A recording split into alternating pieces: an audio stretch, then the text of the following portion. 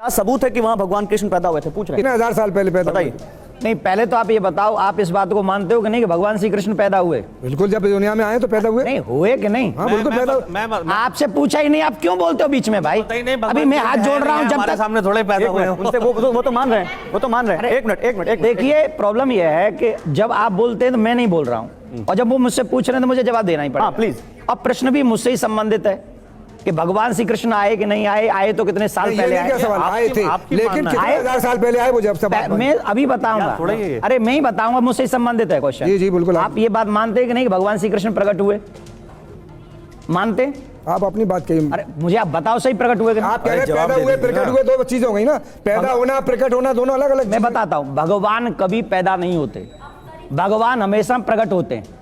भगवान श्री कृष्ण कंस की कारागार में अष्टभुजा रूप में वहां पर प्रकट हुए, देवकी वसुदेव के सामने प्रकट हुए हैं, और 5,500 वर्ष पहले प्रकट हुए, द्वापर युग के अंत में प्रकट हुए। अभी कलयुग चल रहा है, कलयुग का प्रथम चरण चल रहा है, और प्रथम चरण से पूर्व में जब द्वापर युग एंड होने वाला था, तब भगवान श्री कृष्ण 5,500 वर्ष पहले प्रकट हुए, देवकी के सामने, वसुदेव के सामने चतुर्भुजी रूप में प्रकट हुए। और जहां आज आपकी ईदगाह है, वही कंस का वो कारागार था जहां देवकी और वसुदेव को रखा गया था। ये सिर्फ आपकी काल्पनिक और आस्था की बात है। मेरी बात सुनिए, मैं आपको प्रमाण दे रहा हूं। मैं आस्था की आस्था है, आपकी आस्था है, लेकिन पेपर के एतबार से 2,500 साल पहले काफी पेपर तैयार हुआ, तो 5,500 साल की खबर आप पर कैसे आई? मेरी बात सुनो, देखो बीच में इनको बीच में मत छोड़ो, नहीं तो मेरी बात रह जाएगी। आपने कभी भागवत का अध्ययन किया है?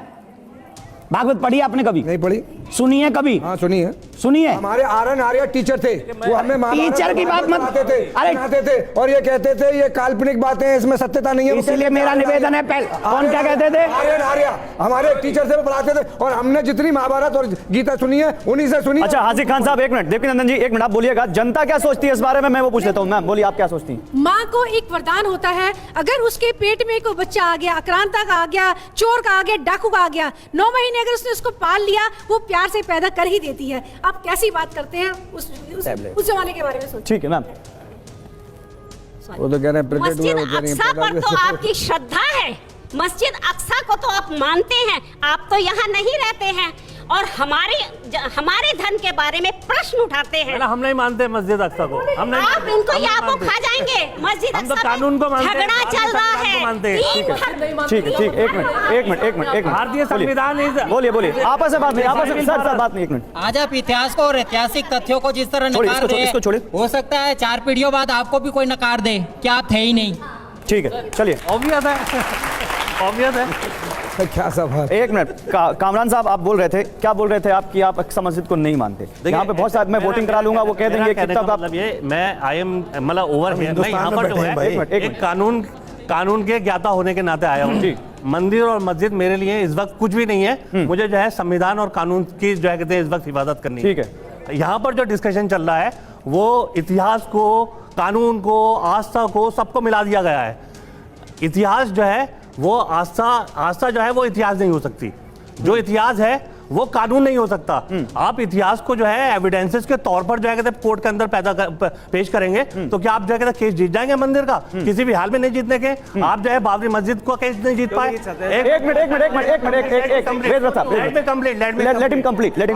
जितने भी केसेस हैं, मैम प्लीज रुकिए ना, वो बोलने दीजिए उनको। जितने भी केसेस हैं इस वक्त पेंडिंग, मस्जिद और मंदिर से जो है विवादित, सबके अंदर जो है जो एविडेंसेस हैं, जो ओरिजिनल एविडेंसेस हैं, उनको अप्रिशिएट किया जाएगा। बाबा क्या कह रहे हैं? एविडेंस कैसे मिलेगा कामरान साहब? एविडेंस कैसे मिलेगा? एविडेंस जो है आपके जो है रिकॉर्ड के अंदर होते हैं। नहीं, अगर किसी के एविडेंस रिकॉर्ड में नहीं है तो वो एविडेंस कैसे मिलेंगे? मैं आपसे पूछ रहा हूँ।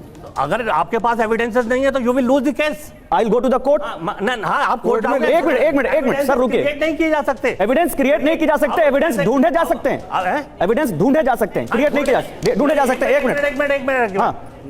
यहाँ पर मान लीजिए 2 एविडेंसेस हैं, पूरा क्या कहते हैं आप, क्या कहते हैं जो सर मैं लंबी बहस करूंगा तो बहुत हो जाएगा। आप सुप्रीम कोर्ट के लॉयर हैं, आप ज्यादा बहस अच्छे से करते हो। मैं आपसे एक सवाल पूछ रहा हूं, मेरे सवाल पे रहिए। एविडेंस क्रिएट नहीं की जा सकते, लेकिन क्या एविडेंस ढूंढे जा सकते हैं? जो एविडेंसेस ऑलरेडी अवेलेबल हैं और ढूंढे हुए एविडेंसेस में फर्क है। ढूंढे हुए एविडेंस सर मैं उस पर नहीं जा रहा कि फर्क है नहीं। एविडेंस सर एविडेंस डाउटफुल हो सकते हैं जिनकी आप बात कर सर, ये डाउट कौन क्लियर करेगा? एएसआई का एक मिनट आर्कियोलॉजिकल सर्वे का जो वो होता है, हाँ। इंस्पेक्शन होता है, हाँ। वो इतने स्ट्रॉन्ग क्या कहते हैं एविडेंसेस नहीं होते जितने जो है ऑलरेडी एविडेंस। अरे मैं ये पूछ रहा हूं, एविडेंस अगर ढूंढे जा सकते हैं तो एविडेंस कैसे ढूंढे जाएंगे? सर्वे करके ढूंढे जाएंगे, जांच करके ढूंढे जाएंगे। आप तमाम मुस्लिम पक्ष और ज्ञानवापी में जो सर्वे हो रहा है उसके खिलाफ है। पक्ष में जोड़िए नहीं तो आप नहीं जोड़ रहे, मुस्लिम पक्ष तो उसके खिलाफ है ना।